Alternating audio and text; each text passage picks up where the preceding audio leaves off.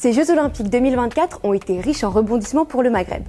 Une médaille d'or en gymnastique artistique pour l'Algérie, rapportée par Kayla Nemour. Le Maroc également médaillé d'or en athlétisme suite à la victoire de Soufiane El Bakkali en 3000 mètres steeple. Et la Tunisie est allée chercher une médaille d'argent en escrime grâce à Fares Ferjani. Mais au-delà des performances sportives, des questions politiques se sont aussi glissées dans l'actualité du Maghreb aux Jeux Olympiques de Paris. Et c'est autour du Sahara occidental que les tensions s'accumulent. Tout commence mardi 30 juillet, lorsque Emmanuel Macron reconnaît la souveraineté du Maroc sur le territoire du Sahara occidental dans une lettre adressée au roi du Maroc, Mohamed VI. L'Algérie n'a pas manqué de réagir en rappelant son ambassadeur, un geste symbolique. Une prise de position importante qui est passée relativement inaperçue en raison des Jeux Olympiques qui dominent l'actualité. Mais cette question est ressortie avec la fermeture du stand marocain de la Station Afrique par le maire de Saint-Denis, après que la chanteuse Saïda Chafak a déclaré lors d'un concert « Le Sahara occidental est marocain, merci président Macron ». Selon le maire de la ville, les engagements de neutralité des Jeux Olympiques ont été gravement remis en question, ce qui explique la décision de fermer le stand. Du côté marocain, cette sanction a été jugée unilatérale et arbitraire par le consulat du Maroc. Mais qu'est-ce que c'est au juste que le Sahara occidental et pourquoi fait-il autant réagir? Le Sahara occidental est un territoire qui se situe entre le Maroc, avec qui il partage une frontière au nord, l'Algérie, avec qui il partage une frontière au nord-est, et la Mauritanie, avec qui il partage une frontière au sud. Il s'étend sur une surface de 266 000 km² et a un accès direct à l'océan Atlantique. Pourquoi le territoire est-il convoité?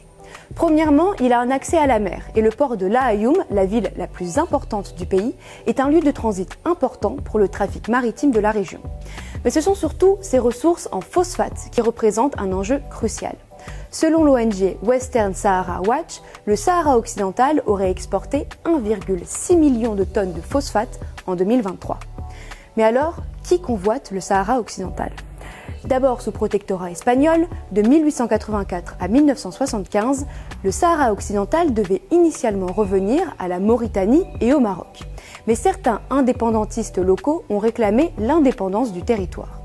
Le mouvement indépendantiste, qui prend corps dans le Front Polisario, revendique la souveraineté du territoire depuis 1976 et proclame la République arabe sahraoui démocratique, aussi appelée RASD.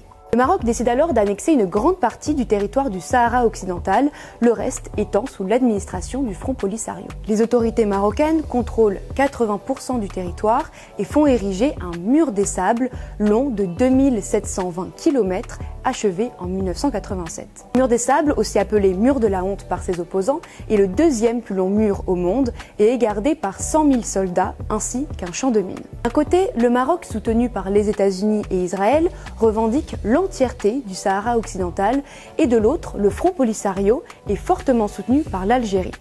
Aujourd'hui, une quarantaine d'États reconnaissent la RASD, des États principalement d'Afrique et d'Amérique latine. Mais de plus en plus retirent leur soutien, ils étaient autrefois plus de 80 à reconnaître l'indépendance du Sahara occidental. Ces dernières années, de plus en plus de pays rejoignent le plan d'autonomie proposé par le Maroc, un plan qui suggère un statut de protectorat avec une certaine indépendance des autorités locales pour l'administration du territoire. Ce plan a été dernièrement reconnu par les Pays-Bas, l'Espagne et la Serbie, mais la déclaration de la France est particulièrement importante en raison des liens diplomatiques entre la France et les pays du Maghreb. C'est aussi à voir avec la formule du président Macron qui mentionne une souveraineté marocaine, un terme ambigu mais laissant une marge de manœuvre pour le Maroc.